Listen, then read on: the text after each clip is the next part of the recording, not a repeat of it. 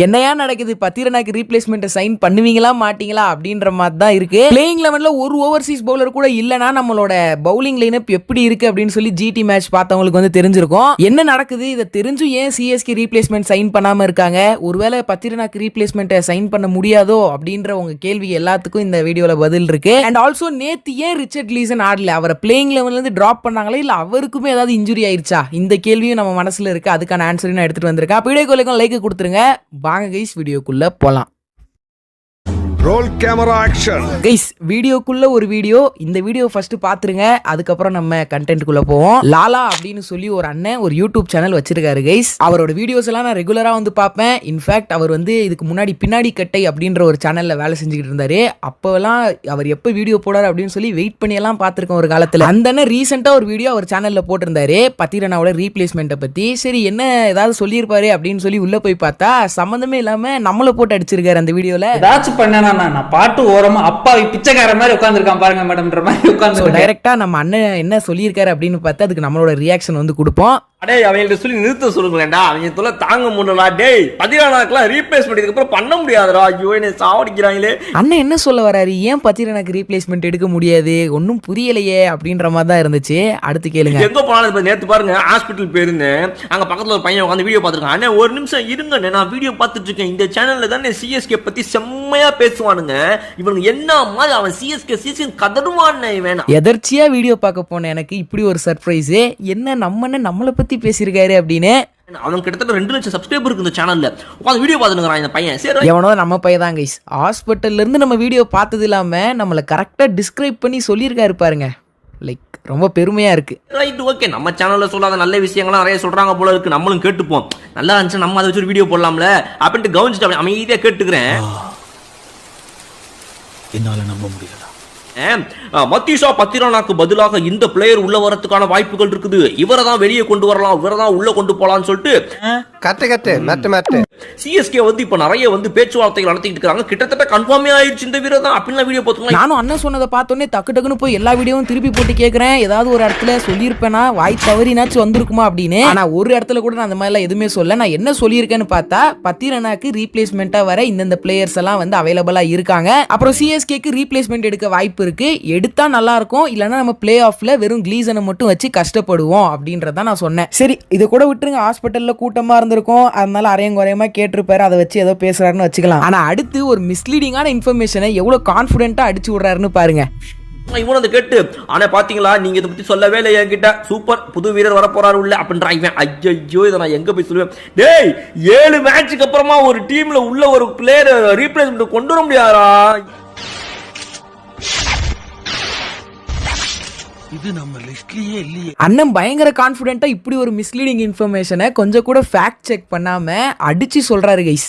மத்தீஷா பத்திரனாவை பொறுத்த வரைக்கும் அவருக்கு வந்துட்டு இன்ஜூரி இப்ப ஏற்பட்டு இருக்குது, அவருக்கு பதிலாக ரீப்ளேஸ்மெண்ட் இதுக்கப்புறம் கொண்டு வர முடியாது, இருக்கிற வீரர்களை வச்சே தான் விளையாடி ஆகணும், அதுதான் இப்ப சட்ட திட்டங்கள் சொல்லுது ஐபிஎல். இதை நான் போய் எங்கத்த சொல்லி புரிய வைக்க. லாலாண்ணே நீங்க யாருக்கும் புரிய வைக்க தேவையில்லை, ஃபர்ஸ்ட் நீங்க புரிஞ்சுக்கோங்க. ஒரு பிளேயர் நேஷனல் டியூட்டிக்கு போறாரு, அவருக்கு ஒரு ரீப்ளேஸ்மெண்ட்டை டீம்ஸ் வந்து சைன் பண்ண நினைக்கிறாங்க அப்படின்னா அது பண்ண முடியாது. ஏன்னா நேஷனல் டியூட்டிக்கு போற பிளேயர்ஸுக்கு ரீப்ளேஸ்மெண்ட்டை சைன் பண்ணக்கூடாது அப்படின்னு ரூல்ல இருக்கு. அதுதான் முஸ்தபிசரோட விஷயத்திலும் நடந்துச்சு. அவர் நேஷனல் டியூட்டிக்கு போறாரு, அவருக்கு நம்ம ரீப்ளேஸ்மெண்ட்டை சைன் பண்ண முடியாது அப்படின்னு தான் டெவான் கான்வேக் ரீப்ளேஸ்மெண்ட்டா கிளீசனை சிஎஸ்கே சைன் பண்ணாங்க. ஆனா பத்திரனாவோட விஷயம் வந்து டோட்டலி டிஃப்ரெண்ட். ஏன்னா பத்திரனாக்கு வந்து இன்ஜுரி வந்து ஆயிருக்கு. இன்ஜுரி ரீப்ளேஸ்மெண்ட் எப்ப வேணா பண்ணிக்கலாம், சீசன்ல யாரும் எதுவும் கேட்க மாட்டாங்க. எந்த ரூல்லையும் வந்து 7 மேட்சுக்குள்ள தான் வந்து இன்ஜுரி ரீப்ளேஸ்மெண்ட்லாம் பண்ணணும் அப்படின்னு எங்கேயும் வந்து எழுதல. அண்ட் இதுக்கு முன்னாடி டீம்ஸ் செஞ்சிருக்காங்க. 2023ல மே 4க்கு தான் வந்து கேகேஆர் வந்து லிட்டன் தாஸ்கான ரீப்ளேஸ்மெண்ட் வந்து எடுத்தாங்க. அப்ப கேகேஆர் வந்து 7 மேட்சுக்கு மேலே வந்து ஆடி இருந்தாங்க. நம்ம பங்காளி டீம்ஸான ஆர்சிபி எம்ஐஏ வந்து இந்த மாதிரி ரீப்ளேஸ்மெண்ட் வந்து பண்ணியிருக்காங்க. 7 மேட்சுக்கு அப்புறம் தான் வந்து கேதார் ஜாதவ் வந்து டேவிட் வில்லிக்கு ரீப்ளேஸ்மெண்டா 2023ல சைன் பண்ணாங்க ஆர்சிபி. அண்ட் 2022ல 2 ரீப்ளேஸ்மெண்ட் எம்ஐ வந்து பண்ணாங்க. லைக் ட்ரிஸ்டன் ஸ்டப்ஸ் வந்து அப்பதான் கொண்டு வந்தாங்க. அடுத்து ஆகாஷ் மத்வல் மே 16க்கு வந்து சைன் பண்ணியிருக்காங்க. அப்பனா இந்த 2 ரீப்ளேஸ்மெண்ட்மே எம்ஐ 7 மேட்சுக்கு அப்புறம் தான் வந்து பண்ணியிருக்காங்க. எப்படி அவங்கனால மட்டும் பண்ண முடியும்? அதனால எவனாவது ஒரு மத்தீஷா பத்திரனாக்கு ரீப்ளேஸ்மெண்ட் இவன் தான் அப்படின்னு ஒரு வீடியோவை போட்டு தம்ப்நெயில்ல எவனாவது ஒரு ஃபாரின் பிளேயர் போட்டோவை காட்டினான்னா அதை பார்க்காதீங்கடா. நான் உங்களை ஒரு கேள்வி கேட்கலாமா? கேளுங்க. இதுதான் லாலா அண்ணனோட தம்ப்நெயிலு, பார்த்துக்கோங்க. மியூசிக். நான் சண்டை போட வரல நண்பா, என்ன வாழ விடணும். சொல்ல வந்த அவ்வளவுதான். டேய் 7 மேட்சுக்கு அப்புறமா ஒரு டீம்ல உள்ள ஒரு பிளேயர் ரீப்ளேஸ்மென்ட் கொண்டு வர முடியாதா? கொஞ்சம் வேலை. இதுல இருந்து இந்த ஒரு விஷயம் உங்களுக்கு எல்லாருக்கும் தெரிஞ்சிருக்கும். 7 மேட்ச் ரூல் அப்படின்லாம் ஒன்றும் இல்லை. சிஎஸ்கே நினைச்சா பத்திரனாக்கு ரீப்ளேஸ்மெண்ட்டை எப்போ வேணா சைன் பண்ணிக்கலாம் அப்படின்னு. ஆனா பண்ணுவாங்களா அப்படின்றது இட்ஸ் அப் டு சிஎஸ்கே. அவங்க நினைச்சா பண்ண முடியும், ஆனா பண்ணுவாங்களா அப்படின்றத நம்ம வெயிட் பண்ணி தான் பார்த்துக்கணும். ஏதோ ஒரு வாட்டி லாலா ப்ரோ தெரியாம யாரோ சொன்னதை கேட்டு ஃபேக்ட் செக் பண்ணாம சொல்லிட்டாரு, அதுக்குன்னு லாலா ப்ரோ வச்செல்லாம் செய்யாதீங்க. எல்லா கிரியேட்டர்ஸ்க்குமே இப்படி ஒரு தப்பு வந்து நடந்திருக்கும். அடுத்த வீடியோல அதை வந்து அவங்க சரி பண்ணிட்டு போயிடுவாங்க. அதே மாதிரி லாலா ப்ரோவும் பண்ணுவாரு, நம்புவோம். எப்படா தெரியல நீங்க?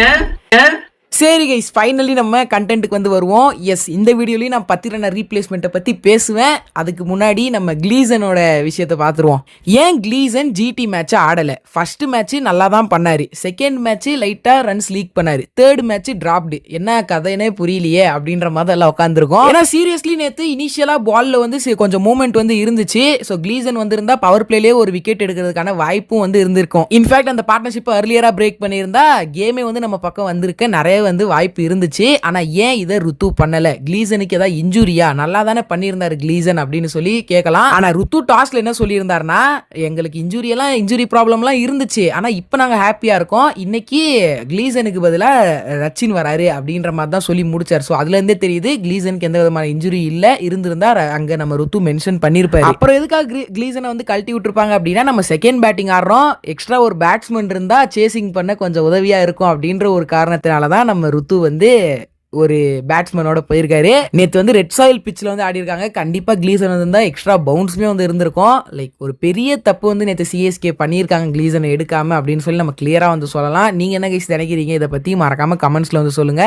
இப்போ பத்திரனாவோட ரீப்ளேஸ்மெண்ட் விஷயத்துக்கு வருவோம். சிஎஸ்கே நினைச்சா 100% பத்திரனாக்கான ரீப்ளேஸ்மெண்ட்டை சைன் பண்ணலாம் அப்படின்றது உங்களுக்கு புரிஞ்சிருக்கும்னு நினைக்கிறேன். ஆனால் சிஎஸ்கே தேவைப்பட்டு எதுக்காக பண்ண மாட்டாங்க அப்படின்றதுக்கு ஒரு சில ஜென்யூனான ரீசன்ஸ் வந்து இருக்கு. அதில் ஒரு ரீசன் தான் பத்திரனாவோட பிரைஸ். அதாவது பத்திரனாவோட பிரைஸ் வந்து 20 lakhs தான். இப்போ நம்ம ஒரு ரீப்ளேஸ்மெண்ட் பிளேயரை சைன் பண்றோம்னா அந்த பிளேயரும் 20 lakhsல தான் இருக்கணும். என்ன பிரச்சனைனா 20 lakhsல வந்து உங்களுக்கு எஸ்டாப்ளிஷ்டான பிளேயர்ஸ் யாருமே வந்து அந்த ரேஞ்சில் வந்து செட் பண்ண மாட்டாங்க. அவங்க பிரேஸ் பிரைஸை அவங்க வந்து எப்படி இருந்தாலும் மினிமம் 1 crore 2 crore இல்ல 50 lakhsல கூட சில பேர் இருக்காங்க. ஸோ சிஎஸ்கே இதுக்காண்டி கூட யோசிக்கலாம், எதுக்கு சும்மா எடுத்துட்டு வரணும், ஒரு நல்ல தெரிஞ்ச பிளேயர் எடுத்துட்டு வந்து நம்மளுக்கு உதவுவார்னா ஓகே, சும்மா எதுக்கு எடுக்கணும் அப்படின்னு கூட சிஎஸ்கே வந்து யோசிக்க வாய்ப்பு வந்து இருக்கு. இல்ல முகில், நம்ம தீபக் சேருக்கு பதிலாக ஒரு பிளேயரை வந்து சைன் பண்ணலாம்ல, அவர் 2 crore தானே, அவருக்கு பதிலாக ஓவர்சீஸ் பிளேயரை சைன் பண்ண முடியும் தானே அப்படின்னு கேட்டா எஸ் பண்ண முடியும். ஆனா அதுக்கு ஃபர்ஸ்ட் தீபக் சேர் ரூல்ட் அவுட் ஆகணும். தீபக் சேர் ரூல்ட் அவுட் ஆகிற மாதிரி தெரியல, மறுபடியும் சிஎஸ்கே டீம் வந்து ஜாயின் ஆயிட்டாரு. இப்ப டீமோட தான் நம்ம தீபக் சேர் இருக்காரு. அப்ப முஸ்தபிசூர் போயிருக்காருல, அவருக்கு பதிலாக பண்ணிடுவோம், அவர் 2 கோடி தானே அப்படின்னு நீங்க சொன்னீங்கன்னா அவருக்கு பதிலாக பண்ண முடியாது, ஏன்னா அவர் நேஷனல் டியூட்டிக்கு போயிருக்காரு. ஸோ இப்போ புரிஞ்சிருக்கும்னு நினைக்கிறேன் ஏன் சிஎஸ்கே ரீப்ளேஸ்மெண்ட் சைன் பண்ணாம தள்ளி தள்ளி போட்டுக்கிட்டு இருக்காங்கன்னு.